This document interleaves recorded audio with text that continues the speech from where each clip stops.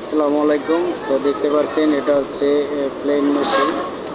তো মেশিনের কিভাবে আপনার ব্যাক স্টিচ দেয় তো আপনাদেরকে দেখাবো। এই দুইটা হচ্ছে আপার, সামনে পিছে, আর